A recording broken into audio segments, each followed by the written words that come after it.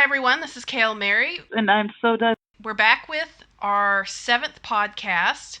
We're going to talk about the worst episodes of the original series. Yes, I'm very excited to talk about all the various versions of bad episodes that we have here. We've broken them down into categories. We're going to talk about Campy Bad, so bad it's good, in other words. We'll talk about episodes that are bad, as in just terribly bad. Yeah. We're going to look at episodes that are forgettable bad, as in we can barely remember them. They were so unimpressionable. And then lastly, we'll have some questionable episodes where we discuss if they're really bad or good or somewhere in between. Yes. So, do you want to start about talking about what are some possible reasons that can make an episode bad? Yes. Writing.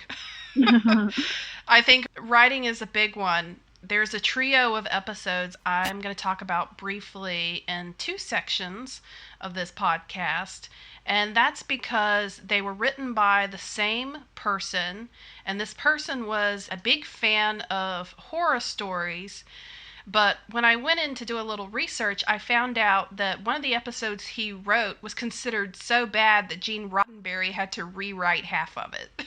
I think writing is obviously a big part of it, but there's some like some quality of writing that can go like campy or it can go actually good. Like most people agree, for example, that the episodes where they all go to the mobster planet is good. It's funny. It's fun.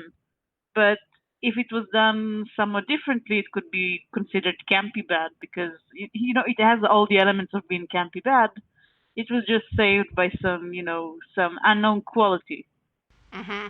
So there's a fine line between what is funny and what is over the top that makes it bad. Exactly. This may sound a little vain, Soda, but probably one of my criteria for what could make a bad episode is costumes or props. This was a very common problem in the original series. Yes. I mean, we understand we're talking about a low budget sci-fi show in the 60s. They had to use what they had on hand, what fit in their budget to make some of these shows. And it almost has a kind of quality to it that makes it the original series. People think about the original series. They are like Technicolor, funny suits, the Gorn suit. Yeah. I mean, things about that we just associate with the original series that because it is kind of campy and their costumes are really glittery and sometimes barely there, that it just stands out and becomes associated with the show and in a way takes on a quality that makes it almost cute, if you will. Sort of like this is what makes the original series. But then there's that line that gets crossed over. And I think we'll probably see that through some of the episodes that we do talk about. It's almost as if they just dug through the bottom of the costume pile or the garbage bin sometimes. Yeah. The costumes you should never wear, and then just pasted them on to their actors. I think an example of this is the Horda. I love the Horda, okay? And it just cracks me up when I think about somebody under this, basically like this rug moving around across the floor, supposed to be a sentient rock. That to me is memorable in a fun way. And I like to point it out to people when I watch the episode with others. And we have a laugh about it and we move on. But then when I get to an episode where, okay, Wolf in the Fold, and it opens with the belly dancers and look at the outfits they're in, it's almost grotesque. Yeah. In the way that some of the women are dressed. I think I get what you mean because it's like I don't think there is like an episode that is completely ruined by a bad costume or something like that. But bad episodes with bad costumes, the badass costumes just like emphasizes how bad everything is in the bad episode. Like, yeah, Exactly. like I mean, yeah, the original series was very low budget. There's a lot of jokes like the uniforms look like pajamas. They don't look very uniformy. Bad, but yeah, bad customs can just take a bad episode from bad to like unbearable. Yeah. Exactly. Is there anything else for you that constitutes a bad episode? Well, the acting, okay, the acting in the original series was very much of its time. But at some episodes, there are, one-time actors, guest actors that are just, they are worse than what the rest of the cast is doing. Where does Shatner fit into that? I don't think Shatner is a bad actor. I know his style of speaking has become kind of a meme, but I didn't really notice it when I watched the show. Like I knew the jokes about it, but I didn't really notice it. Only when you try to speak like that, you kind of always, yeah, he really does have a lot of weird pauses between words, but like it manages to work all right when you watch the show. To be honest, I don't necessarily think his acting is bad per se. The physicality of his acting, okay, is hilarious. So, like, when they get blown by the wind Yeah, in Catspaw, right?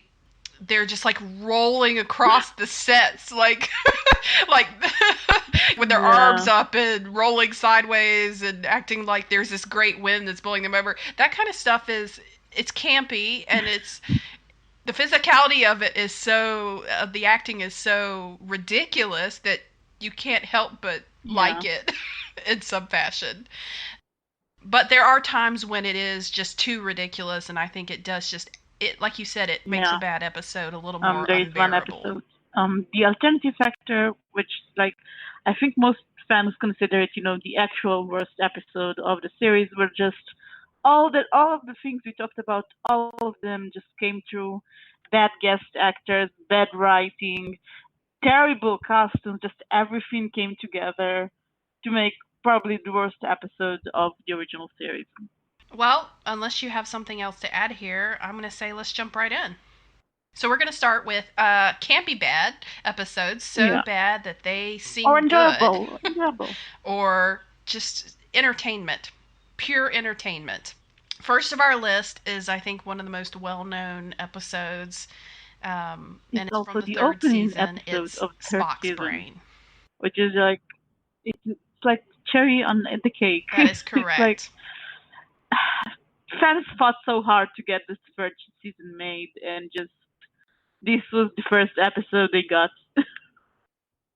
Well, okay, the episode. Well, in the episode, some aliens come on board the Enterprise and steal Spock's brain. They just steal his brain, and he's somehow still alive afterwards. And then they put like this device on his head that allows them to control his body, like he's some kind of an electric car, like the toy cars that you can control with like a joystick. And then they go to look for Spock's brain. The word Spock's brain gets said a lot during the episode, which I think makes it even funnier. And they find a society where where the men and the women are separated, and the women live in like this technologically advanced cave or series of caves, and the men live on their harsh surroundings on the actual planet. Yeah, It's a planet that's in the Ice Age. exactly. And but the women who live in this technologically advanced place don't actually know anything about technology. They just live there and steal brains to operate that technology that they don't really understand. They don't even know what a brain is. That's exactly correct. In fact, they call it the controller. Um, and this controller, essentially, well, I will say the previous controller, which seems to be able Hmm. to operate for 10,000 years, has kaput, and they needed a new controller, which is what led to the alien boarding the Enterprise and essentially surgically removing Spock's brain to have him become the new controller. of that environment that is under the ground on that planet where the women live. And I think I had a really hard time understanding how a brain, which is flesh Yeah. and matter, would be able to last 10,000 years. Like, how advanced is their technology that this brain can essentially live beyond what it physically can. And so that means Spock would essentially be the controller operating that facility, if you will, for Yeah. I don't know, like 1,000 times longer than he might actually Very, live. very weird. It's weird. You know, bad science is all over Star Trek. It never stopped my like enjoyment of Star Trek. They never claim to be like very scientifically accurate, but you know, so many parts of this episode are just completely ridiculous. Like, who came up with the idea of stealing Spock's brain, like in the writers' room? I'm really curious. How did they even keep straight faces? Here's what I want to know. One, okay, you've taken the brain out of the body, yet the Vulcan, like, okay, McCoy says the human body would die right away, but the Vulcan body is able to continue its Yeah. some of its automatic processes without a brain. Yeah. Yeah. Where there is no science there. It's And but you know, just the imagery of Spock's body being controlled by a controller in the hands of like McCoy and Kirk and Scotty. It's like just a hilarious image. It just those are the best bits. I always wondered how Nimoy kept a straight face during those scenes. How did he play the robot which is just so ridiculous, him and his like robotic movements and turning and having no expression. Exactly. And I was just like, I would be, Exactly. they would have to do so many takes because I would be laughing so hard. I would be breaking the out of Yeah, and character. like I said, they keep saying Spock's brain throughout the episode so many times. It's so funny every time they say it. Spock's brain, Spock's brain. It's amazing. It's Yeah, give us back Spock's only brain. 8 hours left to They restore took his Spock's brain, brain. Tim.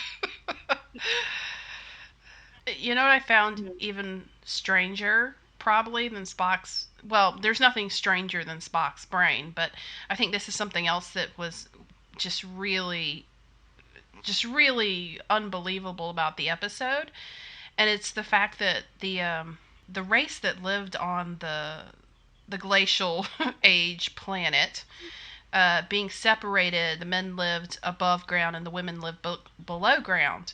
Well, they didn't think of each other as men and women, right? They had no concept of that. All the men knew is that, you know, the others Yeah. were, they give pain and delight, and the women almost like set traps to lure the men down into their facility. Yet the only way they could keep them down there was to put pain devices on them. But then they Yeah, seemed and to treat them well as long as they didn't try to run away by like hand feeding them. And well, I think it has something to do it with was almost like, how do you people even the light procreate? portion. But yeah, um, it's interesting. What do they do with children on this planet? Like, do they send like male children to the surface to survive on their own? What do they do with them? I don't think we were supposed to ask these questions. I believe the only important thing about this Spock's episode brain. was Spock's brain.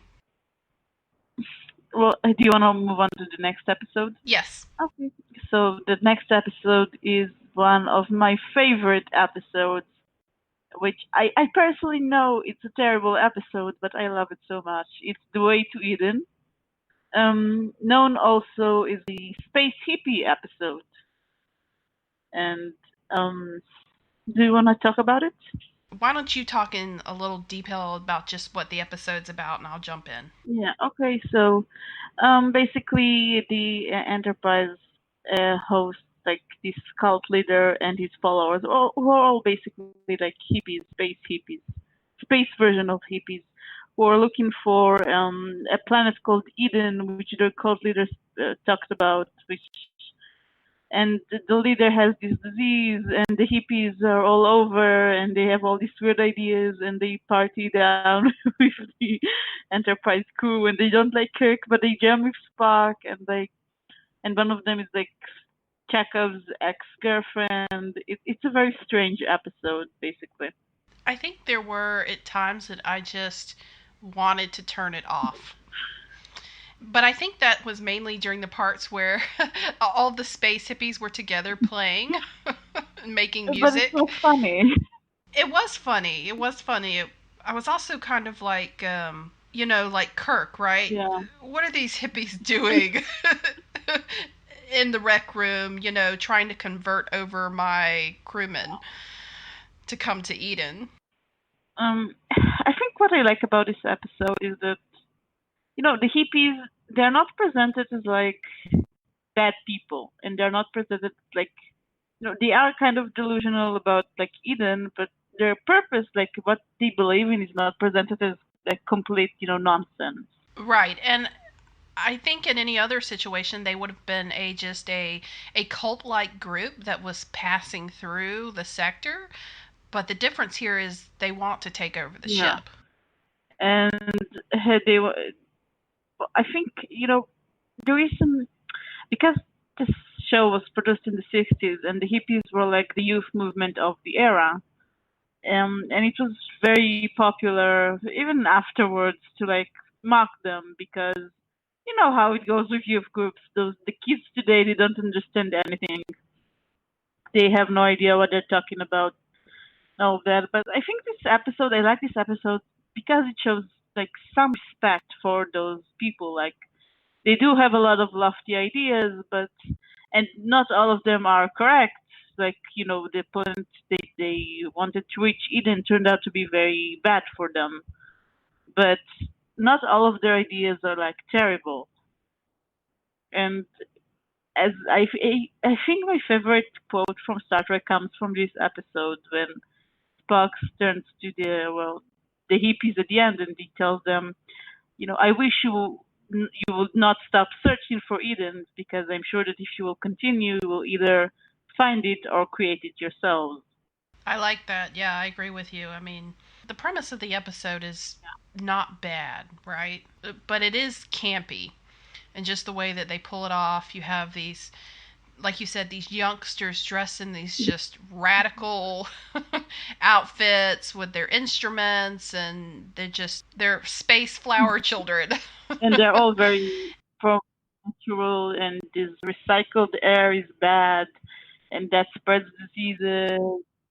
And yeah, they have a lot of ideas that are, they are not really that terrible. Um, they're just being more radical about it because they're young, and that's what young people do. Probably one of the reasons that a lot of, like, some people may say that this episode is bad. And I think that kind of goes back to the singing. I've heard some, let's just say, watch the episode with some friends and have them say, if you make me listen to that scene again or watch that scene again, like, I will just throw this laptop out the window. Look, the music is very outdated, especially by today's standards. But I have no idea how it was perceived in the 60s when it first aired. Maybe it was bad even then. But it was kind of nice to see Spock bonding with them, because he kind of understands like what it's like, being an outsider, in the sense that you believe in other things than what other people like you are thinking and believing in. Exactly. Isn't this one of the only times we see Spock with the lyre, I think so. the Vulcan lyre? One of the only times he plays it, yeah. Well, is there anything else to add here, or should we move on? Yeah. So the next one on the list here is the Gamesters of Triskelion. Also known as the tinfoil bikini episode. Yes, the tinfoil bikini / gladiator Yeah, episode. but there is another Gladiator episode that is more known for the gladiators in it. So I think this one is the tinfoil bikini episode. In this episode, basically Kirk, Uhura, Chekhov just disappear. Yeah. Okay, they can't find out where they are, and they, of course, as they do in some other episodes, find an ion trail to discover where Uhura, Kirk, and Chekhov have gotten to. It actually kind of reminds me of Spock's brain in that respect, because that's the only way that they could figure out where his brain went, was to follow the the trail. Yeah. So anyway, Kirk and Uhura and Chekhov end up in this gladiator arena on this unknown planet, and there is this master of Triskelion who basically tells them that they're to be part of his games, which is a form of entertainment for his masters. Yeah. Called, I think they're called the Providers, and of course, it's not like they have a choice to participate in these games. They're being forced, so they have to wear these collars. I think they call them like the collar of I obedience. think so, yeah. It is to force them to go through the drills, partner drills with some of the other gladiators who have, oh god, ended up on that strange planet. It is Kirk who sort of develops this rapport with the tinfoil bikini lady. Yeah. Trainer. Trainer.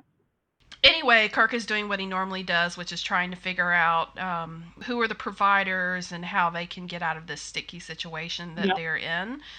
I think at some point he knocks the female gladiator unconscious or Yeah. something, There's if I recall correctly. a famous scene where he like kisses her and then like punches her in the face. Oh God, yes.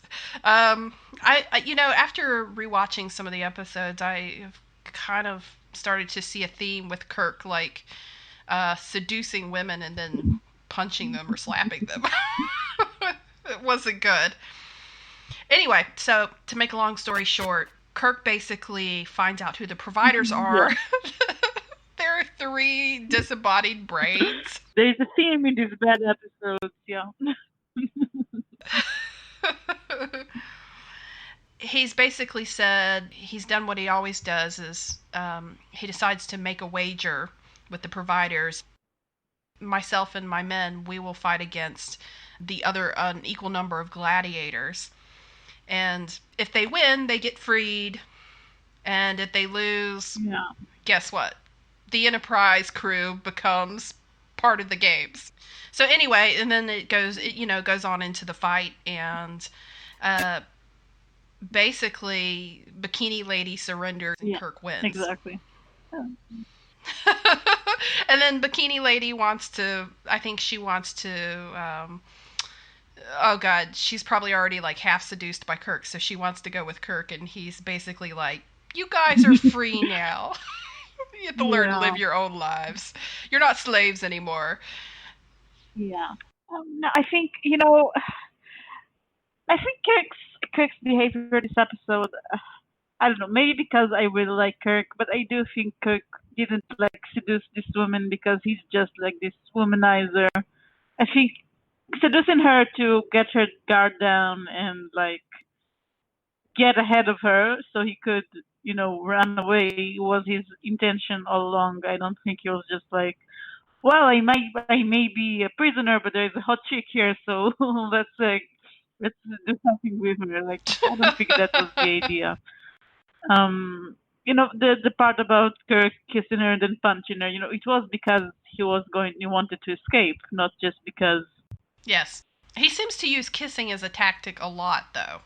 There is this famous trope of, being a femme fatale, like a woman who uses her sexuality to get all kinds of things like information or opportunities and stuff like that, in movies and stuff like that.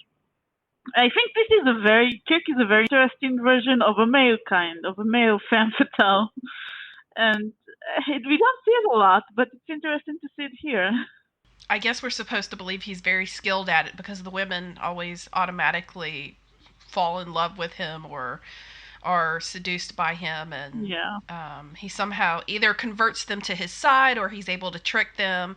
But usually his ultimate agenda is always to save his crew. Exactly. And I just want to mention the tinfoil bikini lady. She has a very sad story. She didn't really basically Star Trek was her only claim to fame, and afterwards never really managed to get a job. And I think she eventually became like an actress in adult movies, and she eventually, I think, died of HIV or hepatitis or something like that. But Oh no, that is a very sad story. yeah, but she said that, I think she said at one point during like the hardest time in her life, the hardest time in her life, like the revenue from fans who remembered her from Star Trek did help. So that's a point of light, I guess. I'm not sure which I remember her more for, if it was the bright silver outfit, bikini outfit, or the hair. She did have a very striking appearance in this episode. Yes. I think this is one where probably the fight scenes were a little more on the ridiculous side for me. Yeah, well, Star Trek never really excelled at fight scenes. It's just so much rolling around and those spears. Yeah. The weapons they had. I mean, it was like these are your gladiators? How do you get any form of entertainment out of this? Yeah, But again, take it with a grain of salt. So exactly. now, let me ask you a question. How do we think these brains just existed? Well, These providers that were brains. I think the point was that there was like this really advanced species at one point, but then they let their like gambling addiction kind of ruined their civilization, and all that remains are these three. I'm guessing this is like a very common Star Trek story. That's true. Is there anything else you want to talk about before we move I on? usually put this episode. I don't think it's that bad of an episode. Like, yeah, the costumes are ridiculous. Yeah, there's another Kirk and the random chick story. But like, I don't think it stands out as like really bad. Like, it has some funny moments. I like the idea of Kirk as a Kirk Fatale, and yeah. Should we talk for a moment just about what the Enterprise is doing while their Kirk and Uhura and Chekhov are forced to participate I in don't these really remember games? what is the Enterprise doing. That's what I'm saying. What were they doing? Looking for them. Because I thought the ship I found them. think they found them like toward the end, and just when they were about to like beam them up, Kirk maybe stopped them because he wanted to fight and free the other slaves who weren't part of the Enterprise. So really, with this so I guess we could say this episode was more of just a Kirk Uhura Chekhov and less about everybody else who got left on the ship. But again, it was that typical alien. They want to enslave or force Kirk to do something, and they use his ship. They hold him hostage by his ship. Yeah, His crew. exactly. His ship wasn't even there, and yet, he still felt committed to like Chekhov and Uhura. well, right. I mean, well, part of the wager was that the providers were going to get a whole crew of entertainment if he lost. So, I mean, Kirk must have been pretty confident he wasn't going to lose. All right, well, I think we should move on to the next one, which is the last one on our the Savage section, Curtain. by the way.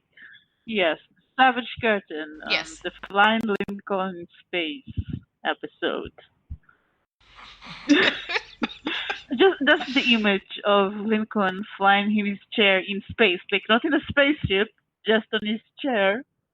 I'm laughing just remembering it. It brings a smile to your face, yeah.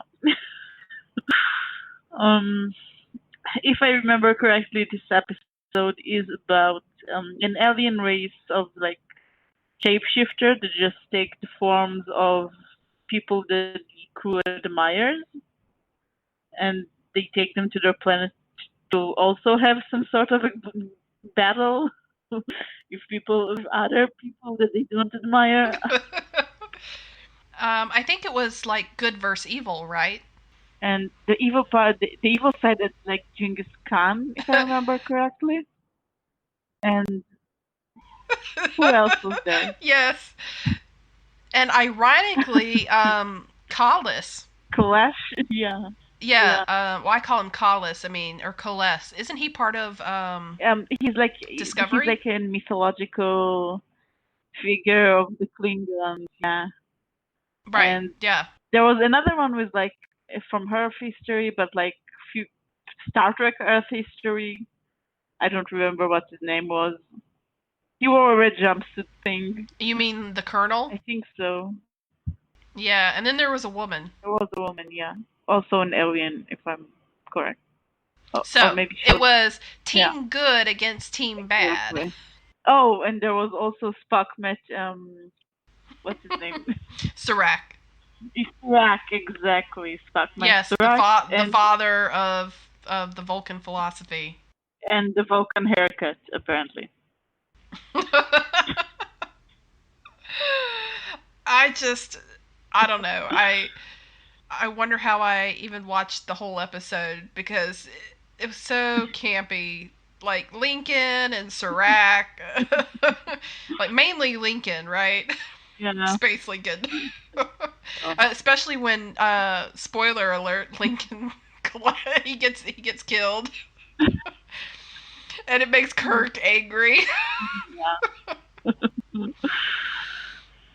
Yeah. Yeah. And I guess the whole point of the episode was to show that that really it's people are not good or bad. It's really, what the end result is, I think. maybe, but like, I think the actual point of the episode was like, we have these spare costumes and we need to use them somehow. How can you write an episode that includes like a guy in a Lincoln costume and a Genghis Khan costume and this? So let's talk for a second about Lincoln. Why did they use Abraham Lincoln? Is it because they just thought all the school children and the adults combined would know who he was? I think, I well, mean, aside from them probably having a spare costume of Lincoln in the back, I think it's like, okay, Kirk is supposed to live in what is today part of the United States. In the future, there are no like countries, but it's still maybe it's in the area. And he seems to be a fan of American history. So, and it's the '60s. You have to like show. You have to appeal to the audience. You kind of have to emphasize American values in all of the American audience. So Kirk seems to. So it just makes sense that Kirk's most admired hero is Abraham Lincoln. well, I mean, as you did mention, he does read the Constitution in another I know he episode. remembers it by heart. Remembers it by heart. But it also the '60s and the series you try to make like a comment on civil rights and the relationship between the races, and Lincoln was also an important figure, I guess, in that subject. There is even a line here, right? There's a line that he says to Uhura that she says, "We are not afraid of words anymore," or something like that. Yes. Yeah. True. Yeah. Well, I don't have anything else to add here. Should we move on? Yeah. Okay. So now we're moving on to the bad, really bad episodes, the ones that are like very hard to watch and actually enjoy, I guess. Yes. First on the list is Elaan of Troyius. Um, shall I just give a summary of And the episode here? yeah, but also I want to know, it's like we wrote this down as like a part of like this bigger theme of poor treatment of women by the writers of the series. Yeah, so this is I think we called it a very sexist episode. In my opinion, it's like the Mm-hmm. most Yeah. sexist episodes of the show. So to just give a brief recap, the Enterprise is they're doing a diplomatic journey, right, with two different parties. There's basically two warring planets that are trying to reconcile, and they're going to do it through marriage, basically. Yeah. And Elaan is to go marry the leader of the other planet, and so you have the ambassador, if you will, of the one planet, and then you have Elaan and her guards from the other, and the Enterprise is to escort her. It's kind of like her wedding party, right? He's escorting the wedding party to the planet where she will get married. Yeah. And this political alliance will be solidified. So, but Elaan is basically of a race of people that are supposedly extremely rude Yeah. and arrogant, without manners, and it's just one of the many reasons why they're warring with this other planet in their system, because they basically hate each other. Exactly. Like the two races hate each other. And we see throughout the episode that Elaan, she is all these things. Like, she is conceited and she's demanding. She's basically staying, like, Uhura's given up her quarters for Elaan to stay, and she like destroys everything in the quarters because she's having tantrums. She's like, I will not marry this, I will not marry for alliance, and she stabs the ambassador, I mean, right in the back. Yeah. Like, Kirk is trying to be a mediator between the two parties because they are not able to have a civilized conversation at all. Yeah. Mainly because Elaan's side is very uncivilized and has no manners and doesn't even know what courtesy is, right? They just kind of walk into a room and, like, you people will kneel. I think she even says at one point, I have given your crew permission not to kneel in my presence. What more do you want from me? It makes sense, yeah. But anyway, so basically things fall through. The ambassador gets stabbed in the back while trying to have a conversation with her, and she's not repented at all for that. So it's up to Kirk to try to basically prepare her for her wedding, which is to teach her manners. And oh wait, there's this special thing about these the women of her race, and that is they have this mystical power where if they cry tears, if a man touches their tears, yeah, and a man touches the tears, they become basically like love slave to the woman. And guess what happens? Kirk is trying to teach her some manners, and she's refusing to even listen to him. She wants to, like, stab him with a knife, and they have an argument. And suddenly she decides to basically pull off this trick where she ends up pretending to be sad because she has to get married, and she cries, and of course he touches her tears. And long story short, a Klingon ship shows up. The ship gets sabotaged, and then a Klingon ship comes to fight the Enterprise, because basically the Klingon Empire wants to take over this system because there's dilithium crystals there. Mm-hmm. There's a lot of value to being the owner of this civilization. All those scenes between Kirk and Elaan are just, they make my skin crawl almost, because he's under a spell practically, right? And he doesn't know it until he gets caught by McCoy and Spock. And McCoy's like, you didn't touch your tears, did you? And anyway, so he figures out that he's under her influence, and it becomes important for him to try to keep her at a distance, yet still feeling like he's in love with her, such that he can save his ship from being destroyed or taken over by the Klingons. And of course, at the end of the day, he has to act like, he's still in love with her, and, she has finally decided to go through with the marriage, and she's like, are you happy about letting me leave? And he's like, no, but then she leaves anyway, and then Spock makes this comment that, like, Kirk's gonna get over it because he's been married to the ship long before he was ever, met her, so he'll basically get over these feelings that he has for her that are actually not genuine feelings. They're just, produced by some sort of... it's almost like she has pheromones, right? What really bothered me in the beginning was that this is a Star Trek episode, and it's generally all about equality and people making their own choices. And yet you have an example of a woman who obviously doesn't want to marry this other person, being forced to do so. And everybody tells her that she has to go through with it because it will, quote, keep a war from devastating their people. And so she has no autonomy in that respect. Because she is the leader of her people, it is her duty to get married. Yeah. There are more things that bother me about this episode. Like the entire episode, basically, all the crew of the ship, just Kirk among them, and also the ambassadors from the other planet, all kind of mock Elan's like culture and no, you have to leave it behind. You have to. It's not right. It's not. Yes. We don't have manners. She has manners. She just has manners of her people, not the manners they want her to have. And then, you know, it's very typical of many sexist stories. Like the moment that a strong man comes to her and is firm with her, then she suddenly falls for him and wants him and is willing to listen. Because that's how it works.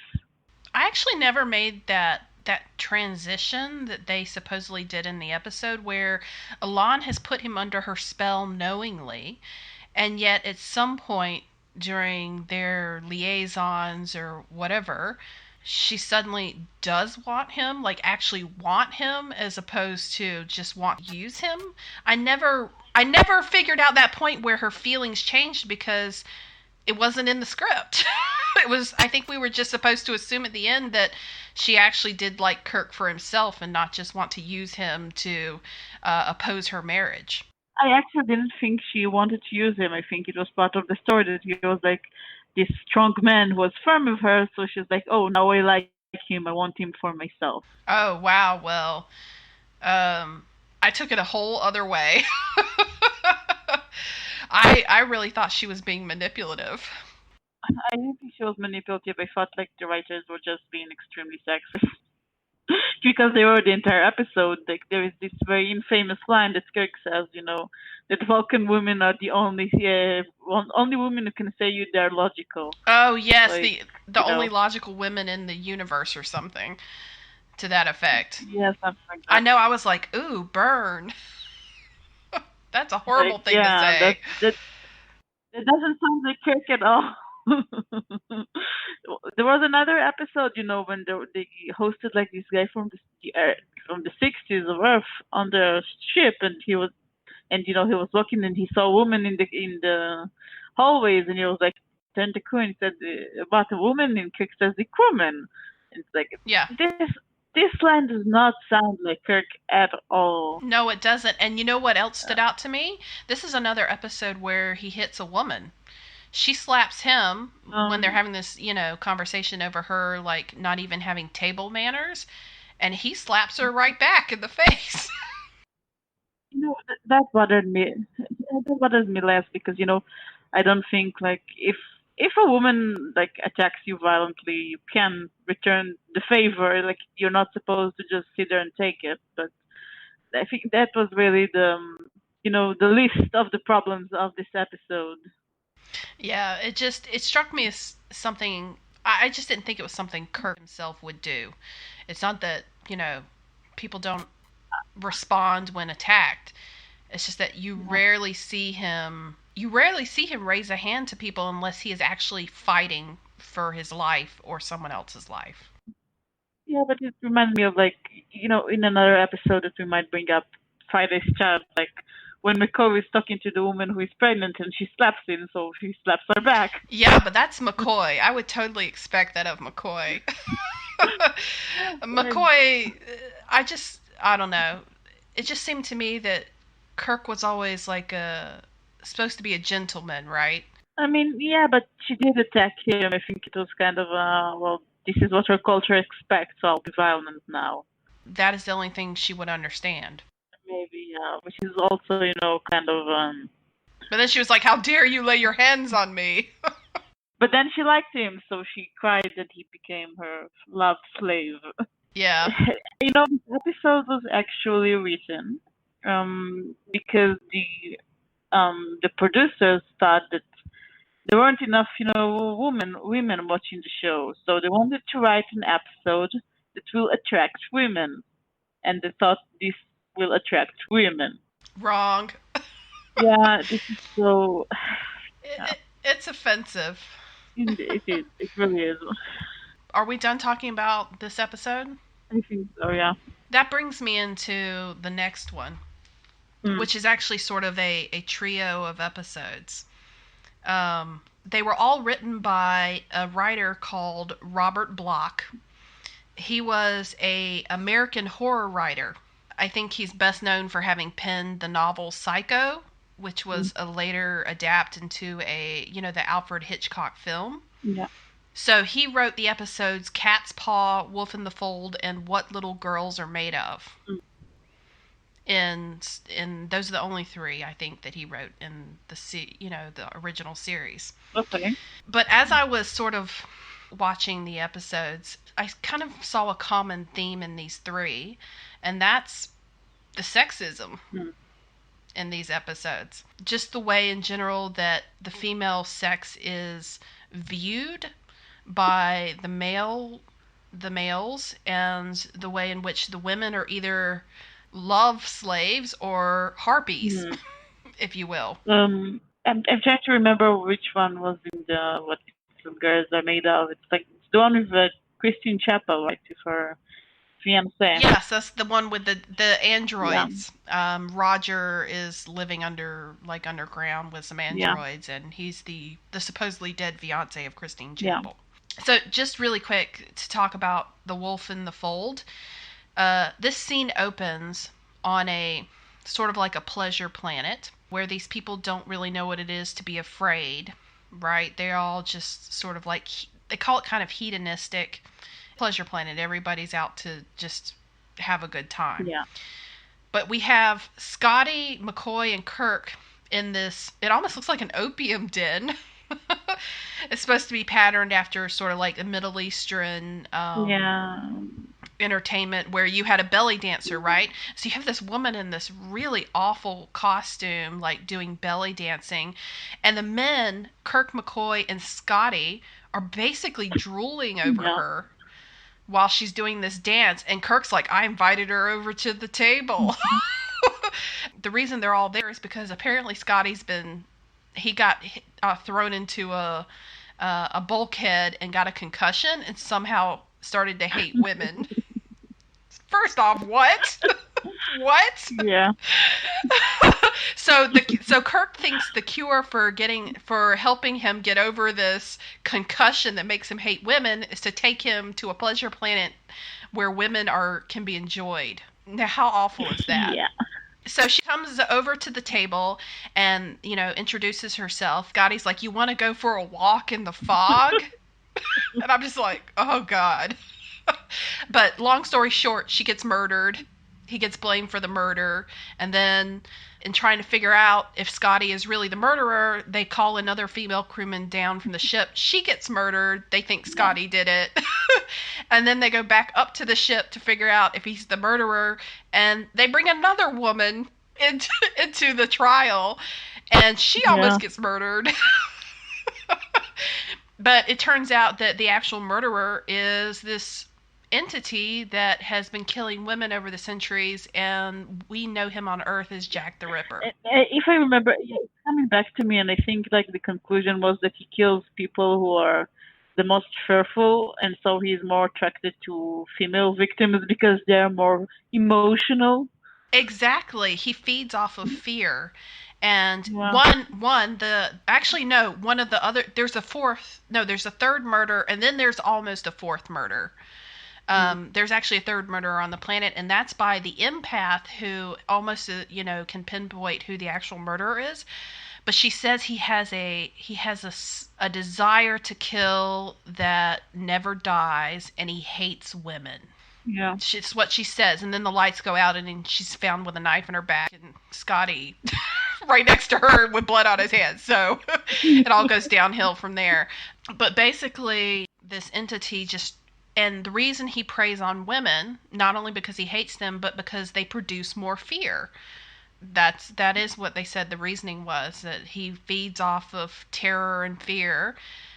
Yeah. Whatever thing he is, he doesn't actually have a physical form. He just sometimes can take one. And of course, he infects the ship and then tries to terrorize everybody. And then it's just like laughably bad episode. But Yeah. I think what bothered me the most about that one was just the whole opening scene where they were oogling the women. Like all the other women who were serving drinks were barely in clothing. Some of them looked like they were in bondage clothing. And then the belly dancer was, I don't know how to describe it. It was just their whole attitude towards, we're here to drool over women. This is all that, they're here for. It was just, ugh, gave me the Yeah. creeps. And then in Catspaw, it's very similar. The difference is that instead of drooling over women, they get captured by two beings on this planet who have made this, quote, spooky planet. Halloween planet. Yeah. Right, they kind of get it. They basically thought they were creating a planet that resembled what Earth, what Tyrians were used to, and they got it wrong. Yeah. But anyway, so the cat, the black cat, in the beginning turns and like changes form into this woman and calls herself Sylvia. Yeah.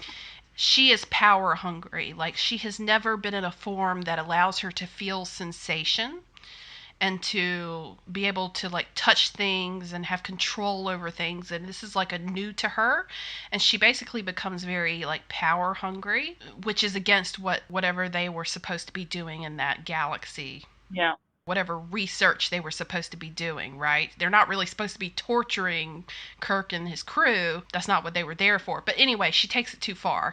And there's this whole scene where the guards who are actually, Kirk's crew who have been brainwashed or under control, bring him into a torture session with Sylvia. She doesn't want to torture him at all. She comes down off her like throne and goes, "This is the first time I've ever had this kind of body, felt these sensations. I'm in love with all of this." She goes, "There's something special about you. Something special about you that you make me feel."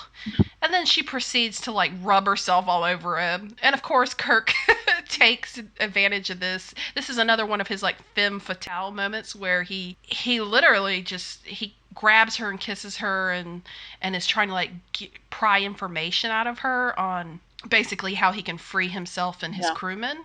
The scene goes on too long. Normally he just like kisses his female counterpart very passionately and then lets her go. But they were just like making out. I remember that. For lack of a better word. And of course, when she realizes he's just trying to trick her, she gets very angry and of course turns into this huge cat and tries to like kill them all. But she was basically portrayed as the worst kind of woman. Yeah, I know what you mean. She's like this power hungry, cold, ruthless, immoral female. She will use whatever female shape, like she changes like her image several times to see which one Kirk likes the best, right? And she's like, "You like all of these, don't you?" Something to that effect. Yeah, she was really cheesy, Yeah. She was very much a bad guy. And Kirk, he just used that to his advantage. They didn't even give her a moment of trying to... It's like she literally just saw Kirk and went... She was attracted to him is what it was. She had taken on this physical form that was physically attracted to Kirk, and she didn't really know what that was. She just knew that she wanted him. Yeah. I'm curious to hear what you found, like, these two episodes in common with what little girls are made of, because I think there wasn't any really overt sexism like what you described right now in both of the previous episodes in that one, like, not that I can think about. Well, do you remember the androids? I do remember them, yeah. Well, first off, Robert Bloch was a horror writer, so it really makes sense that he did Wolf in the Fold, which is about Jack the Ripper and like murders, and then he did the quote Halloween episode where you had ghouls and goblins and the witches at the beginning and the whole castle and all of that stuff, right? He wrote this, he penned this episode called What Little Girls Are Made Of. From what I read, Gene Roddenberry thought it was so badly written that he rewrote some of it Mm, before they put it into okay. production. Do you know what happened in the original episode? Because I never heard about it. I don't know what it is that Gene Roddenberry like changed about it. I just know that it was written somewhere that he had to change like half of it just to make it something they could put on the air. That's interesting. I think it was supposed to be more of a horror based story than it is. It's probably true, yeah. I mean, the way the two androids, the bigger one was really like his makeup and his clothes were really like Frankenstein inspired almost. Yeah, yeah, exactly. It was kind of Frankenstein inspired, right? But I mean, Little Girls Made Up. I don't remember like um, if Elaan of Troy and Catspaw and Wolf on the Fall, the sexism like plays a very strong part of why the episode is considered like bad in my eyes. What Little Girls Are Made Of, I don't really see a lot of sexism in there, or maybe I don't remember. I haven't watched it in a while. Like it's not when I think about bad episodes of Star Trek. I don't really think about that one. It's like it's not my favorite, but it's not like really the worst one I can think of.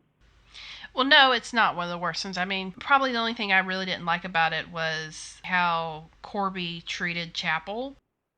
Yeah, that was bad, but I mean, eventually she did break up with him eventually. I, didn't Andrea want Corby? Didn't she say she was in love with him? I think so. I honestly don't remember that. It was the female android. Yeah, I think it was a sort. I got like a sense of jealousy out of that episode. I remember Chapel being jealous of Andrea. And then Andrea was jealous of her because, like you said, by the end of the episode, Chapel was actually kind of a. She didn't really think Corby was the same man, which he wasn't, right? He had Yeah, just transferred himself into an android body, and she couldn't believe I what. think she even said it. Right, Yeah, she was repelled by what he had done. The female android was actually the one who realized that she loved him. yeah, maybe. I actually do wonder what was this episode like before Gene Roddenberry rewrote it. Yeah, it's a very interesting question. Yeah, to me the title doesn't even match like the episode. Yeah, The title actually comes from a nursery rhyme. What little boys are made of? Because little girls are everything sugar and spice and everything nice. That's where that comes from. yeah, But I never really understood. Like, I almost feel like Gene Roddenberry must have written Chapel into that episode. maybe. I think maybe the original episode was about like maybe in the original episode it was about the creation of the female android. That would make more sense with the title. Mm-hmm. Right. It's possible that it's really possible that Gene Roddenberry just inserted Chapel into this episode to give Major Barrett more prominent role.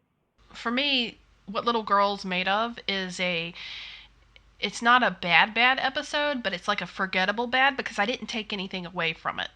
True, yeah, me neither. It's like it's not a bad episode. I find myself returning to a lot, though it does contain like the first mention of Cook's family. I think. Yeah. And it's another episode where Kirk gets cloned in some Yeah, form and then that's is weird. like, not himself. And everybody's like it's very clear it's not Kirk. Yeah, if we're talking about sexism in Star Trek, there is one episode I want to bring up. It's Yeah. not a bad episode, but I think you know what I'm talking about. The one where Kirk splits up into his good and bad personality, and he basically assaults, female crew member. She was kind of a main character for a few episodes until she left the show with the high beehive. Oh, you mean Janice Rand? Yeah, James Rand. I completely blanked on her name. When he splits into his good and bad personality, his bad personality assaults Janice Rand, basically. Mm-hmm. Yeah. And at the end of the episode, Spock basically tells Rand that she enjoyed it probably. Oh, yes. The episode, I think the episode is not terrible, but that line is just Yikes. Yeah, I agree. I think we should move on. Yeah. Um, I want to talk. I actually want to talk about the Paradise Syndrome first, okay, yeah. because it continues like this line of episodes that are very bad for a very specific reason. The Paradise Syndrome is just very, very, very racist. The Enterprise happens upon a planet that is about to be hit by a meteorite, and they want to divert the meteorite's course to not hit the planet. And the planet is basically populated by Native Americans somehow. Not like aliens that act like Native Americans. They specifically say these are Native Americans from Earth who somehow ended up on this planet. Yes. Ugh. Yeah, keep Yeah. going. Um, for some reason that I still don't understand, instead of just diverting the meteorite and leaving, Kirk, Spock, and McCoy land on the planet and look around a bit. And then Kirk happens to fall into this like strange little cave that was below a rock, and it had like this um, advanced technology that no one on this planet or on the Enterprise is aware of that can actually destroy the meteorite, but they don't know it yet. Basically, Kirk's fall there, and he gets hit in the head and loses his memory. Spock and McCoy don't can't find him, and they have to return to the ship to destroy the meteorite. So they do, and it basically, takes it takes uh, months, right? It it takes takes a months. month at least, doesn't it? Yeah, Yeah. and they still can't find him for some reason. But the people of the tribes of the Native Americans on that planet find Kirk, and they basically because he doesn't remember who he wakes up and he has amnesia and doesn't remember who he is.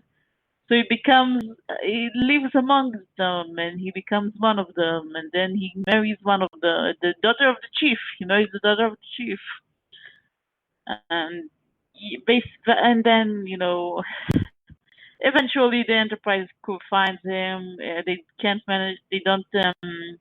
They can divert the meteorite in time, but they find him and they kind of realize how to use this technology on the planet, and they manage to destroy the meteorite, and Kirk gets his memories back, but Kirk's wife gets killed. Yeah, basically Stoned. stoned. Yeah, They get stoned yeah, yeah, because the tribe, they go after them, remember? yeah, yeah, And yeah, she goes with him, and it turns out she's pregnant. yeah, Not only the death of his wife, but his unborn child. yeah. First of all the Native Americans are played by white people with like very bad makeup. Very, very uncomfortable to watch this episode at all. From this episode, there's only one part that I actually enjoyed, and that was when Spock and McCoy were on the ship. And they basically, Spock was not sleeping. They were trying to make sure they got the meteorite destroyed in time and get back to the planet, and they had left the captain behind, and you could see how it was clearly affecting Spock and McCoy, and they were kind of at each other's throats for a Yeah. minute. But it was basically McCoy was concerned about Spock and how much he was pushing himself in trying to be the acting captain of the ship in Kirk's absence.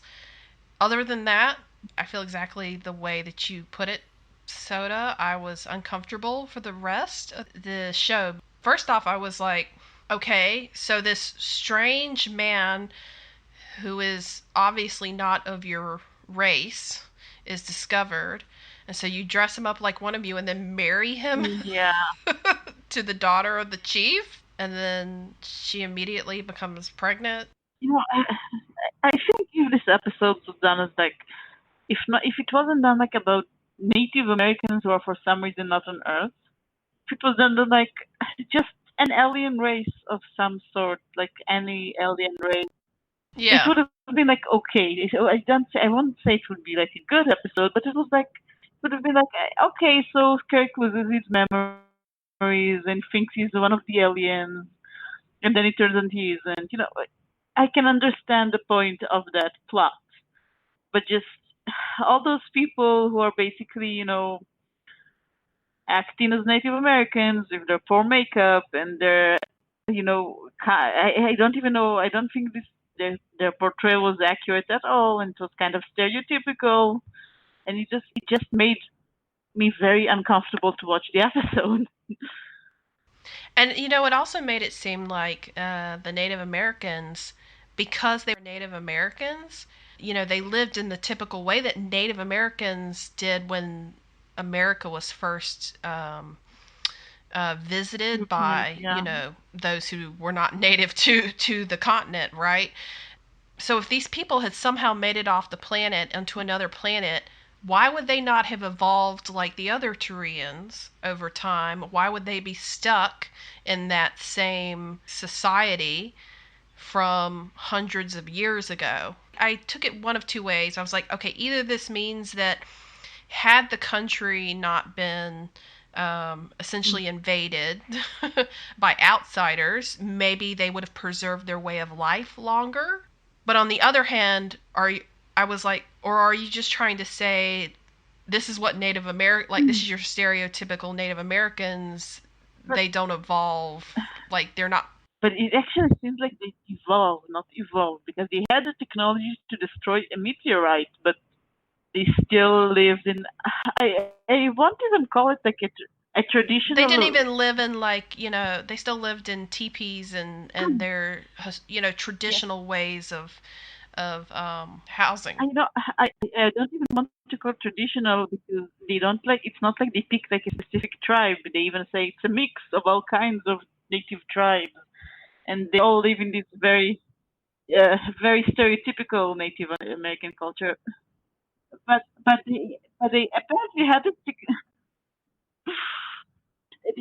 had the technology to leave Earth and come to this planet and make this device that can destroy meteorites. But then they just forgot about it. I I don't know what No, happened. it didn't make any sense. You're right. I don't think it was wise on their part to just pick one of the races from Earth to do that with. You should have just made it Yeah, like completely alien. Here's the thing: it didn't matter if they were Native Americans. It wouldn't have been any better if they had been another Earth race. yeah, Wouldn't have been exactly. any better. Yeah, it's not. Just make it with aliens. Just use aliens. Anything more to say? Let's move on to the alternative factor, which I know you have lots to say about, Soda. Take it away. The alternative factor is just it is I think considered by most fans of the series to be the worst episode.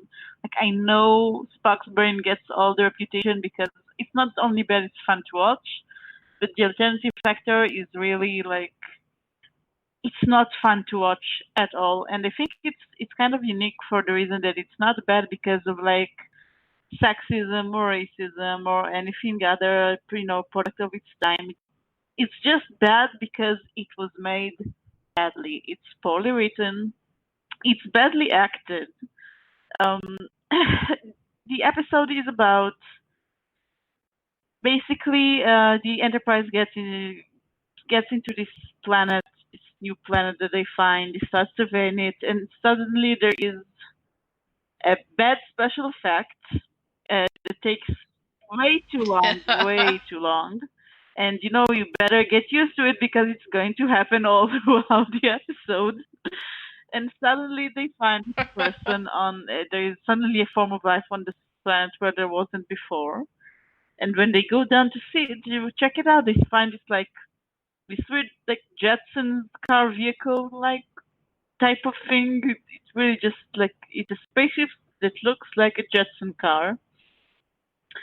And they find this person who is just he has the most terrible fake beard on the show ever. It's like someone took like terrible It's like forked. and and the actual I know there are it wasn't the first actor they wanted for the role.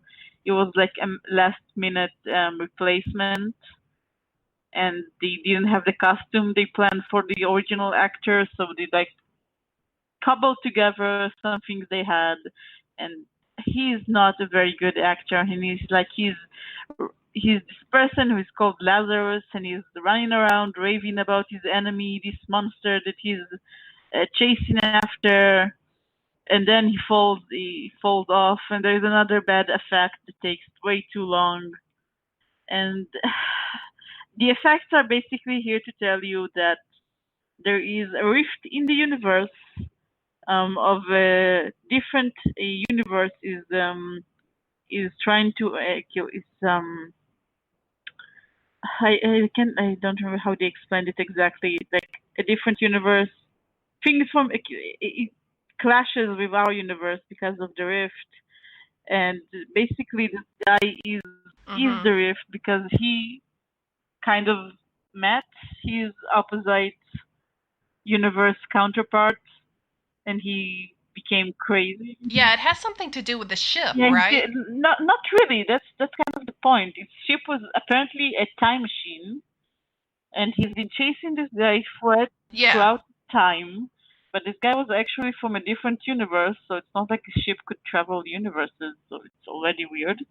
And basically, he's chasing this guy around, which he thinks is his enemy, but then turns out this guy is just him from another universe. And if they actually meet, the universe, our universe will Mhm. be destroyed. So he's trying to like get the Enterprise to work with him. He steals their dilithium crystals, and there isn't much plot in here because most of the episode is just repeating the same dialogue of "Tell me the truth. What are you looking for? A monster. I'm looking for a monster." Or versions of this, and this really poor effect thing of just picture of a explosion overlaid on top of something that happens, and just it's so boring. I think that's the worst part about this episode, that it's so boring. It's mind-numbingly boring. To be honest, all I really remember about this episode is the guy's name was Lazarus. Yeah. At one point, he suggested that capturing like the two versions of himself into like the whatever it was, like the corridor, the dimensional corridor between the two universes, and then trapping them there, and that was the only way to like separate the universes. I really got the impression he was crazy. He was. He was. He was crazy. Like he was obsessed with destroying himself. He was obsessed. I don't even remember if he was like aware that this is himself. Like he always kept referring to the other himself as a monster, this Right. terrible person that has immense powers and can destroy everything, who killed his entire people, who killed his entire planet, etc., etc. Mm. It's And didn't we say this is the first time they brought up like multiple universes? yeah, it is the first time we brought it up. They did it much better later in Mirror Mirror. Exactly. Yeah. I think I also heard that this episode originally had a different plot. I don't know exactly what that plot is, but part of it was that the guy, who was Lazarus, was supposed to also have a romantic subplot with Uhura. Oh God, no. Yeah. That I can't even imagine how awful that would be. Yeah. Actually, that would have been, the first black and white person kiss on American TV if it had actually happened. I think this was part of why they scrapped the original idea, because they were Uh huh. like they were too afraid to do it. Well, I don't have anything to add here. I mean, this episode is so bad that it's just not on my watch list. Yeah, it's just a bad episode. I legitimately think this is the worst episode of the original series. And I agree with you that not only was the acting, the writing, but the visuals were just so disturbing. Uh, Everything about it just just did not make it an enjoyable experience. Exactly. I think we're done with that one. So let's move on. We have finished talking about the bad episodes, and now we're going to discuss forgettable bad episodes. Yeah. So these are ones which you may have watched once or twice, But even then, it's kind of hard to remember what was actually going on. It was just forgettable bad. I don't know that there's another way to put it. Yeah, a big one for me is the Lights of Zetar. I don't really remember what's going on in that episode. Just I remember there was a romantic subplot for Scotty, which is kind of rare, but that's it. Um, That's pretty much one of the only things I remember was her name was Lieutenant Mira Romaine. I actually kind of liked her character. She seemed like she was smart. But then I think she was badly used in the episode. yeah, Because of these quote lights of Zetar or whatever. I think it was like some cosmic entity that put people in a coma or something. I remember a scene in like a library. Yeah. Everyone were like asleep or something like that. It was very weird. They were basically like these disembodied aliens from this planet that had already died, and they were trying to take over her body. It's kind of what I remember. So that they could basically continue to exist. It's almost like they couldn't exist unless they found a host. The thing about this episode is I can't really think about something that makes it bad. Like I think the writing was okay. The acting I think also was okay. There isn't like this even a few things that not one thing that makes it like really bad, but it just I legitimately just forget about it all the time. Like, oh yeah, that also happened. Yeah. I get it mixed up with the one where Kirk and this other woman, this other crew member, like switch their Mhm. consciousness with like these entities that are in these Yeah. spheres. Yeah. What episode was that? Return to tomorrow or something like that. Return to yesterday, maybe. I remember because with the yeah, I remember the three lights and Kirk, Spock, and another woman gave their bodies to these disembodied aliens in a ball so they could rebuild a machine. It was just the glowing colored balls, and then they did whatever they had to do, and then Yeah. switched back. I kind of remember the return to yesterday or return to tomorrow. I don't remember exactly what the name is. Kind of remember it because of I think it's kind of famous for Shatner's very hammy way of acting. You know, when the alien first takes over him and just starts like patting his entire body, and he has this weird expression on his face. It was very funny. I think you're right. It is called Return to Tomorrow. Yeah. And again, it was another female scientist. Yeah. That one is pretty forgettable. The next one is And the Children Shall Lead. I remember this as a gang of children. All I remember Very much. Basically, this gang of children who are on the Enterprise and controlled by this alien. it's a little darker, I think, because they like the children were like because they were kind of seduced by this evil entity, and this evil entity basically commanded them to kill their parents, and that's what they did. Yeah, but it was also very bad. The kid actors are not very good. Like you know, I don't want to like be mean to them, but they were just weren't very good, and the entire plot was very dark and also very weird. Didn't it end with the children finally realizing what they had done was Yeah. wrong, and that's what basically broke this alien's influence over Yes. them? Yeah, it was a very downer ending. You know, this is another one for me where when children are involved, it stands out to me how awkward Kirk is with children. Yeah. Do you also remember Charlie X? Oh yeah. It's that awkwardness that I think stands out the most to me. Whenever Kirk is put in the presence of little children, that he just doesn't seem to know what to do with them, Well, even if they are murderous. I think Charlie X was kind of a teenager, or even on the verge of like being an adult, so it wasn't that obvious. But like, I think about Miri with all the kids there, it was kind of funny. No more blah blah blah. I think it's just a very both weird and weirdly dark like plot, and you would think it would be more memorable, but like it's really not. To be honest, I don't even remember where they took the children. I have no idea. I don't remember either. Didn't they give them to another group of adults? I don't think so. I think maybe they just took them to a starbase. It really is forgettable then. Yeah. Let's move on. So Soto, I've already kind of talked about, like, Catspaw and Wolf in the Fold and what little girls are made of. For you, what makes these forgettable? What little girls are made of, I think, is just kind of like bland. It doesn't really hold my interest very much at all. I wouldn't say Catspaw and Wolf in the Fold are forgettable, just more that I don't enjoy them, so I don't watch them as much. I agree with you. I think the only thing I ever remembered about Wolf in the Fold before I rewatched it recently was Jack the Ripper, because I thought that was an extremely odd choice of villain. Yeah. To bring that up, bring that into the plot, and then to continually have Kirk say Jack the Ripper, Jack the Ripper. It's Jack the Ripper. I'm like, it reminds me a lot of like the Abraham Lincoln thing. Yeah.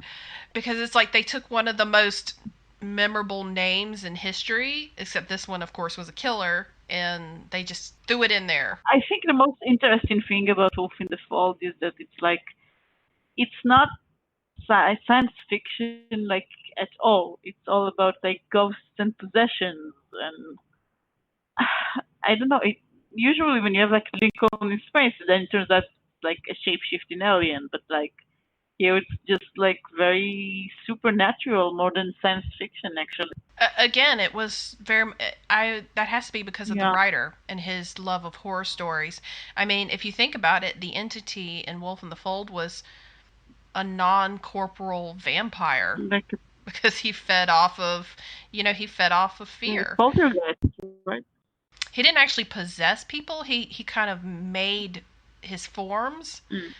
Again, ghosts and vampires and dark things. Catspaw was just a more campy. it was really Halloween. It's the campiness of the supernatural. Yeah. Because you couldn't take any, especially in the beginning when the three wraiths or witches that are howling.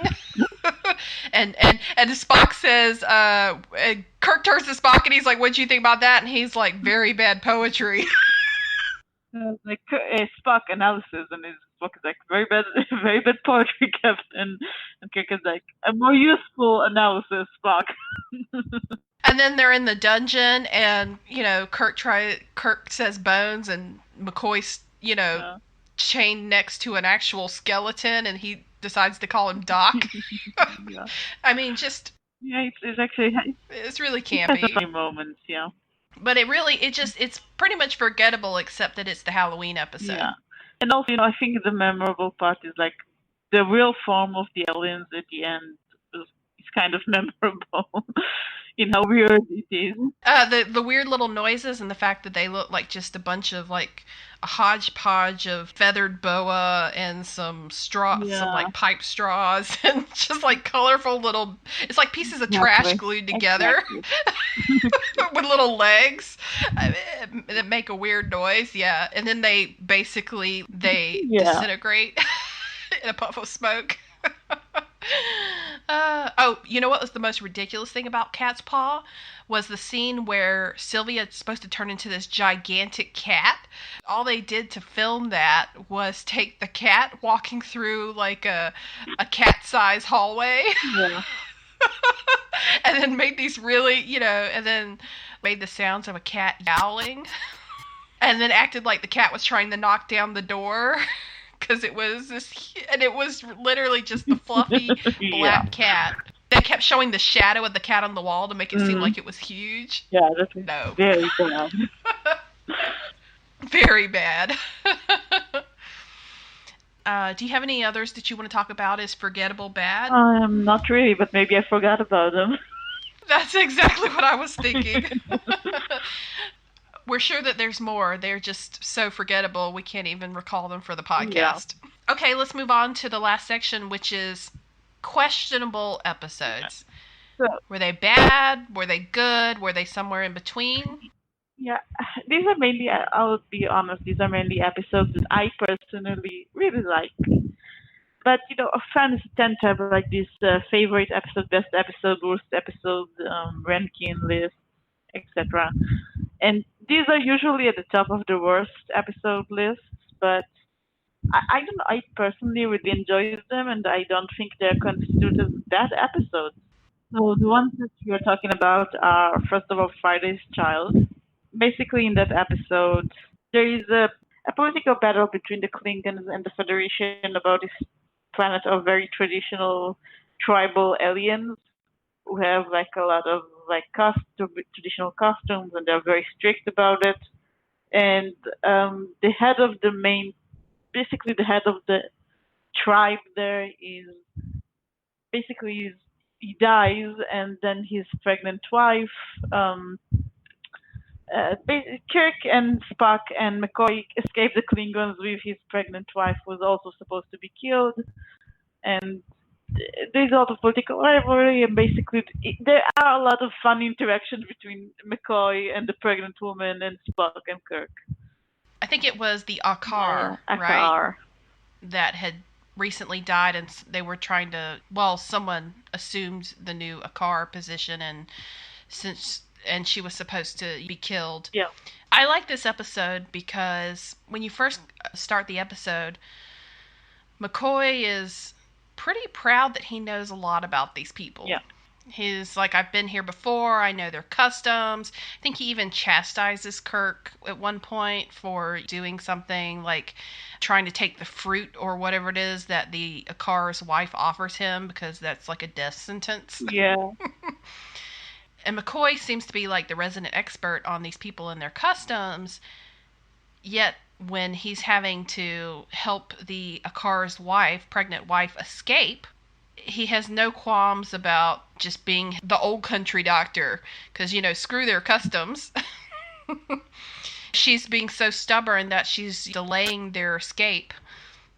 And the exchange between him and the wife is just hilarious. And then, of course, once she actually gives birth, she doesn't want the child, right? She's like trying to, in the middle of giving birth, and she doesn't want to push, and McCoy's like coaxing her to want the child. He's saying things like, think or say, this is my child, and she goes, yes, it's your child. The custom on this planet is that the children belong to the men, to the fathers, not the mothers. So it's like, because the father is dead, so she and the baby are also supposed to be dead. And so when McCoy says, this is my child, she's like, yes, this is your child. And then after that, it's funny, because then she's holding the baby, and it's like it's McCoy's child. And she later names him, what? Is it James Leonard Akar or Leonard James Akar? I think it's Leonard James Akar. Leonard James Akar. Akar, yeah. I think there is also the funny part where she presents this baby as McCoy's kid, and Kirk and Spock have many questions. I think there's some really good triumvirate moments in that episode. That's probably why I enjoy it. The banter between McCoy and Spock. Spock doesn't want to hold the child. Yeah. Kind of motivating Spock and McCoy in very similar ways without them noticing. Mm-hmm. Yeah. I'm with you. I'm not sure why it's at the top of the bad episode list. I think a lot of people just find it bad because of the aliens are dressed very, like, their costumes are very over the top, pretty terrible. Like, yeah. And the acting of the aliens is also pretty over the top. Yeah, it really is over the top. I will say that. I still watch that episode today, and their outfits are horrendous. Their ponytails, their like purple fur boots, it really is bad. The costuming is bad. Except for the Akar's wife. She's like it all in black, in her morning black or whatever it is. She looks fine. She looks better than some of the usual female aliens that we see on the show. Yeah. Well, the next one, should we move on? Yes. Okay, so the next one is Bread and Circuses. This is the gladiator episode. Basically, the crew arrives at the planet, who is just like Earth if the Roman Empire never fell and lasted well into the 20th century. And also kind of never changed its culture. basically they get kind of taken there and they have to participate in gladiator battles. And then it turns out that one of the people who is close to the heads of the planet is actually a Starfleet former Star. I don't remember if he's Starfleet captain or just like or independent captain of a ship from Earth. I think because I remember he was dropped from the academy. Yeah. So he's basically a former Starfleet Academy member, I guess, student, and they just have to escape from the gladiator battles. Probably what stands out to me most about this episode, of course, is that iconic scene between Spock and McCoy. Which is, yeah, I enjoy it very much, yeah. If you ship either Spock and Kirk or Spock and McCoy or McCoy and Kirk, this scene is very, very enjoyable. Probably the one thing that took me out of this episode the most was the overt mentions of Christianity here. You know, they kept saying the sun, and then eventually Uhura goes, it's not the actual sun, it's the Son of God. Yeah. But again, this is American television in the 60s, and predominant religion in America is Christianity, so understandable. I don't know. It's for me, Bread and Circuses in that respect is just like that episode where they talk about the Constitution. Well, we know why it's, you know, American history based or American or Christianity based. I mean, which is the primary religion in America because it's an American show. I think it took me out at the last second. I was just like, it wasn't a reveal to me because I thought it was obvious during the actual episode.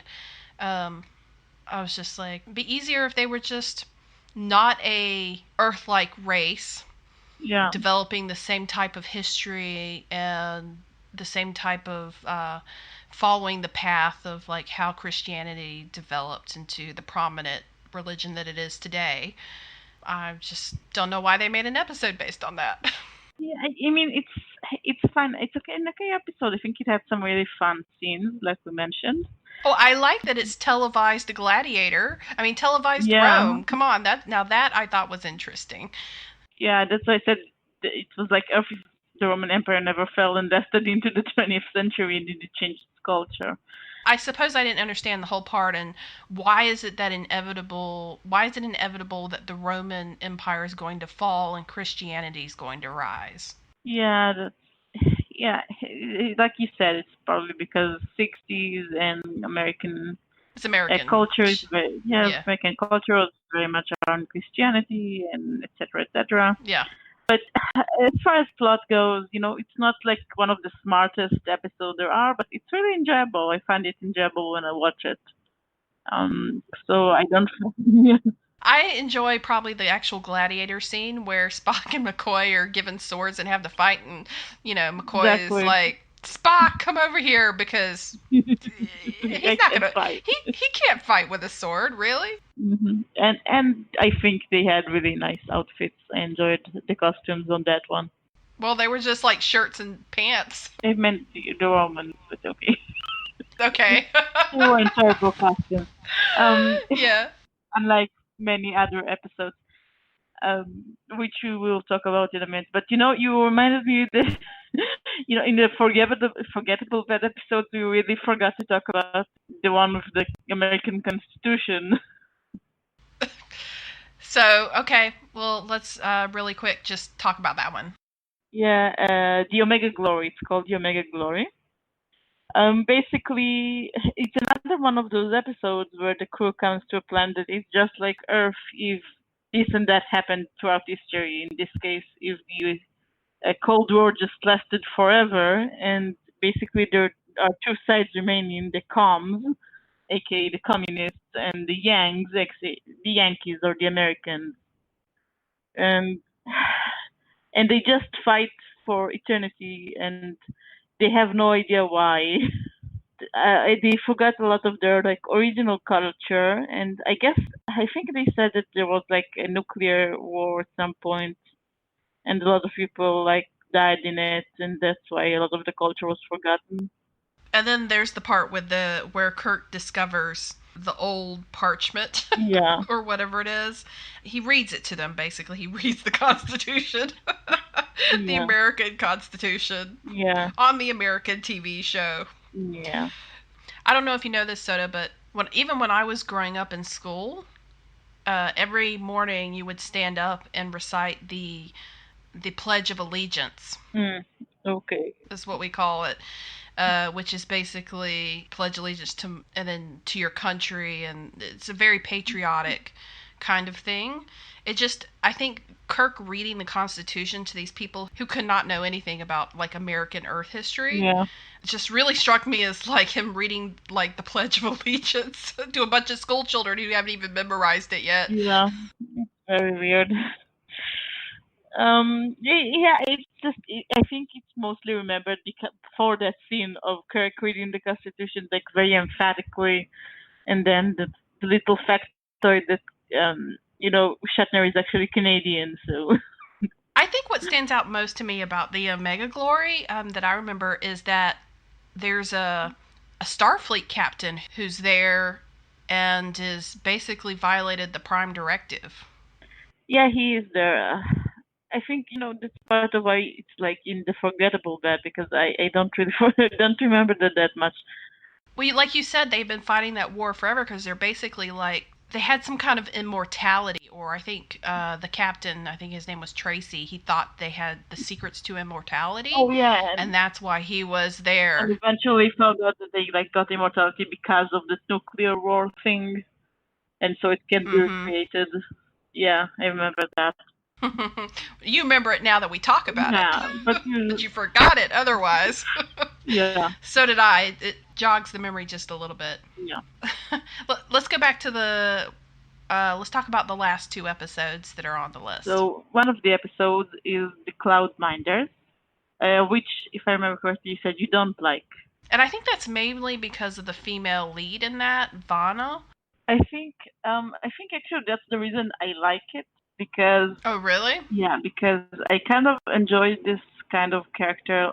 I don't think we have seen this kind of character where there seemed to be like a connection between her and Spock, but then it turns out she is a bad person. I don't think we saw a character like that before, because usually it's either very obvious they're bad from the get-go, or they're good from the get-go and then you just made a mistake or something.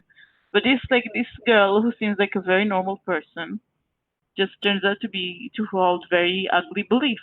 Yes. Well, I mean, and those beliefs are born of the social divide on this planet, because they basically have like the working force, which are more like slaves, like the mine workers, and then they have the aristocratic class, which are basically the people who live on the cloud, or who live in the cities, the city dwellers, right? So you have your slums in your city, and there's a very big divide between the two. And then of course you have this woman who believes in that divide. Yeah, because a part of the divide is that the people of the city are convinced that the people of the mines are just inferior. They're slower. They're not as smart as them. They're not as capable of them. And the Enterprise crew actually discovers that the reason that the mine people are like that is because of the material that they mine in those mines. The fumes from it cause the gas. The gas causes some brain damage or temporary brain damage of some sort. So it's actually because of their status that they remain like that. And when they reveal it to the cloud people still refuse to admit to change anything, which is kind of surprising, because usually you get people who are like very bad or very good. But this is a person who is like, seems okay, but then you discover, that they hold some really ugly beliefs. Yeah, you really jogged my memory on that one. I do enjoy this episode for that. It has some really bad scenes, especially the ones between Spock and Vanna in the beginning. I think that's why I don't like the episode. I think it was the beginning just kind of threw me off. But I personally think the rest of the episode is pretty good. Well, the premise of the episode is pretty good. Okay, the last episode we're going to talk about, Plato's Stepchildren. Plato's Stepchildren. For people who don't remember, this is the episode where the Enterprise comes upon a race of people who are very inspired by ancient Greece of Earth. Like, they literally visited ancient Greece on Earth and were very inspired by Plato's philosophy. And they settled on this planet where they have amazing powers. They can live for thousands of years because they're still alive, all these years later. And they have these amazing, like, telepathy powers, I think, or telekinesis. Yeah, And because they live so long, they don't have doctors. exactly. So when the Enterprise passes by, they literally stop them with their power of mind and kidnap McCoy so he could come and heal one of them. And then they demand that McCoy stay. To convince McCoy to stay, they torture Kirk and Spock. And bring Uhura and Chapel, yeah. Chapel. They bring Chapel down too. And then of course they play them basically like puppet masters and make them do all kinds of very awkward, embarrassing things for their personal amusement. And eventually, Kirk, Spock, and McCoy discover how these people got those powers. And basically, they get the powers themselves in that same way. It's for something they eat, I think. Mm-hmm.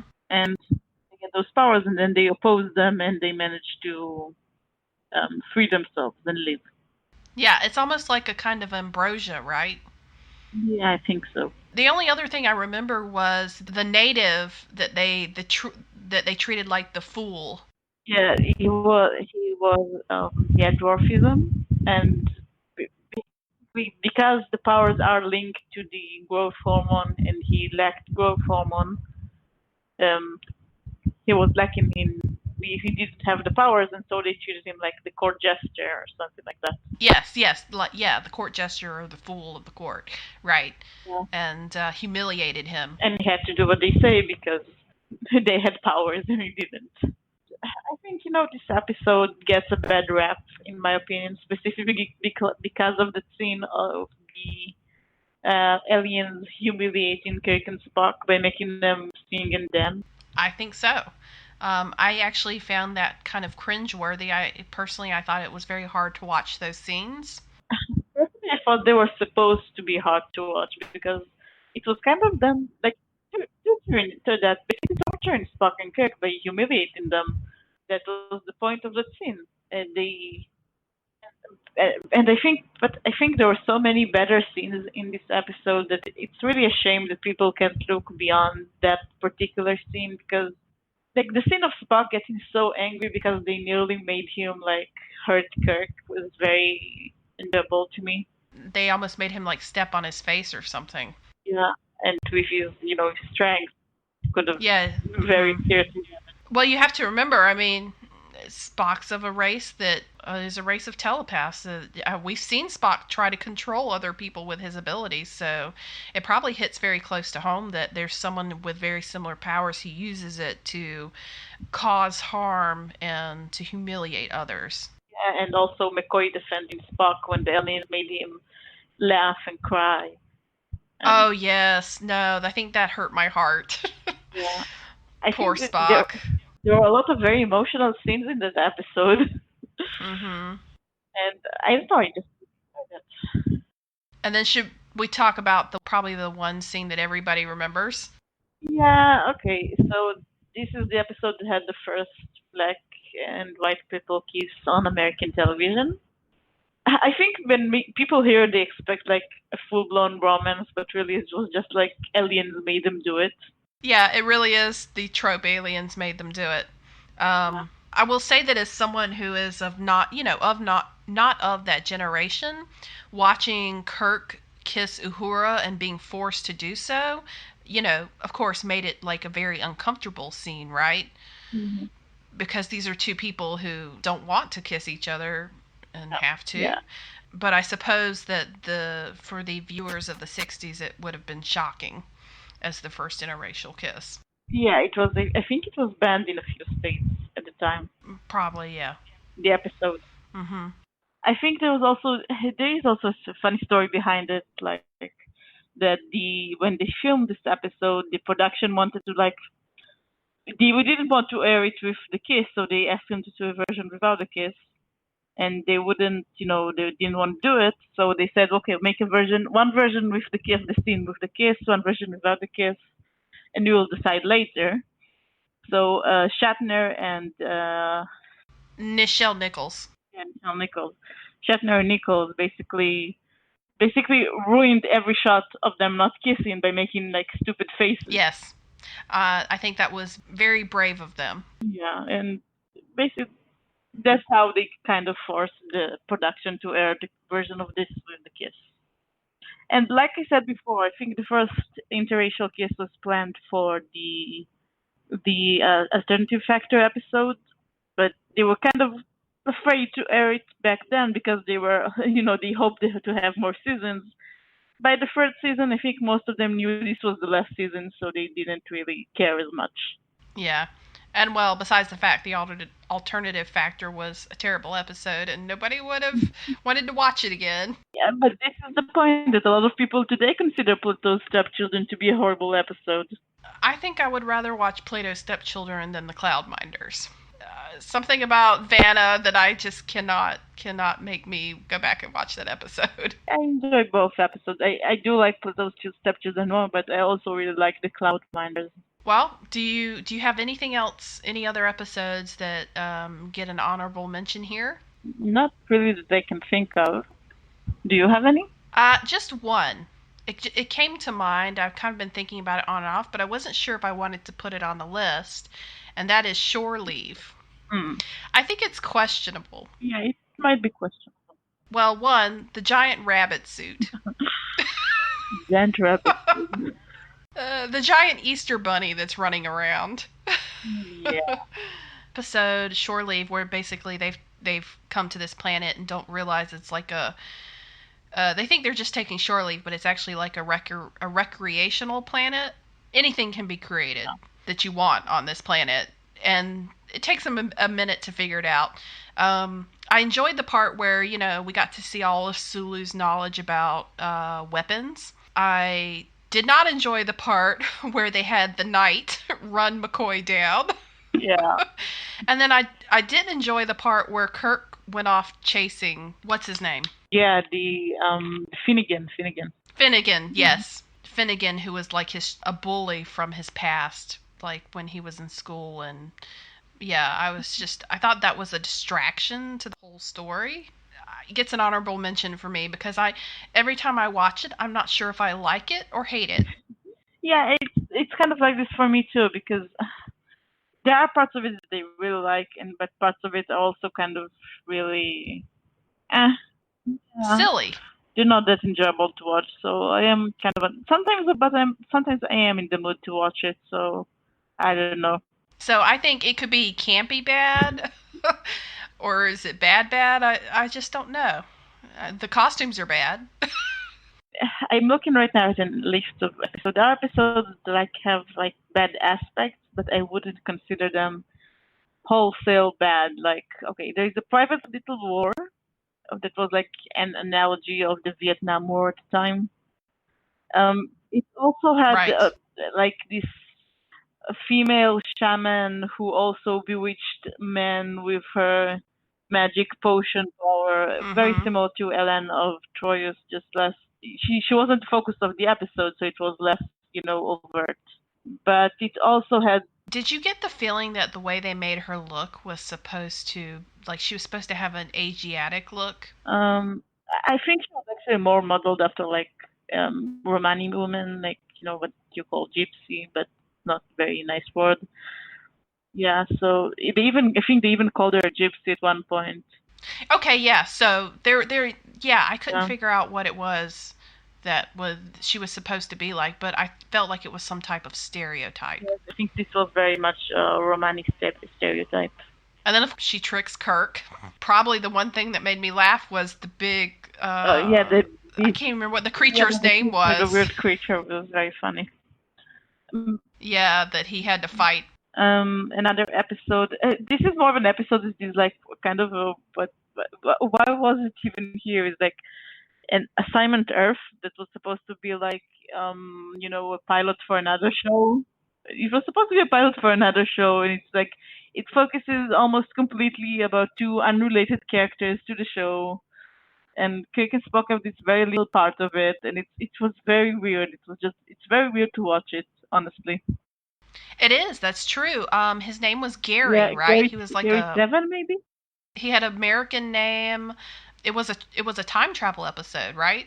Yeah, it was a time travel episode. I think it was like maybe they tried to do like an American version of Doctor Who, like a time traveler who fixes things that occurred in the past or something like that. The one thing I remember is Gary had a cat, and Spock liked Yeah. this cat. I remember this episode because to this day I never managed to find the name of the actress who played the cat. Yeah, it's like it disappeared from time. Another episode that I want to mention is Spectre of the Gun, which is also kind of very weird. It's very weird, but I have a fondness for this episode, and I think that's because I know that DeForest Kelley was, when he got into acting, he acted in a lot of westerns, and so to have the actor actually in a campy version of a western, but have him play a doctor who knows nothing about it, like when he's holding his gun by the wrong end, it just, or when Spock is trying to build, what is it, like a little bomb or something. Yeah, I think It just, those moments just tickled me. it had all the. That's why I didn't write it down. I didn't think it was really a bad episode. It just a lot of it was weird. Like I realized that a lot of the weirdness comes from them having absolutely no budget for it. Hmm. So they weren't like dressed like cowboys. They just had they dressed in their normal uniforms, but had the gun holsters. And it wasn't really a Western town. It was just like a Hollywood version of a Western town with only the shop fronts mostly. Hmm. And they didn't even have to put in like a background. They just used like red. Yeah, exactly. They're just in this weird place. I tell you what was really odd in that episode, Chekhov. Yeah, He was way too hot-headed. He was more hot-headed than that time he got in the fight with the Klingons in Trouble to Triples. yeah. That is a very. That is like I just want to mention it because it has some very weird aspects, but I don't think it's a bad episode overall. Same for the other two I mentioned. Private Little Ball. I also think Assignment Earth wasn't bad, but it's just very weird because suddenly we're focusing about this completely strange character that we don't know. Hmm. Well, I don't have any. I can't think of anything else to talk on my list. Do you have any more, or do you think we're done? I think we're done for today. Well, we certainly went over quite the list of episodes. Some have good elements, some have bad elements, some have more than enough bad elements. Yeah, Some you just wonder why they aired. Talking about the alternative factor. I think I'd like to end this podcast on this note, and that is we're here because we love the original series. So even though we spent an entire podcast talking about some of the episodes that were not as enjoyable to watch or were just ridiculous, it by far is not outweighed by the good that is in the show. exactly. Thanks everyone for listening, and we'll be back with another podcast next month. Thank you.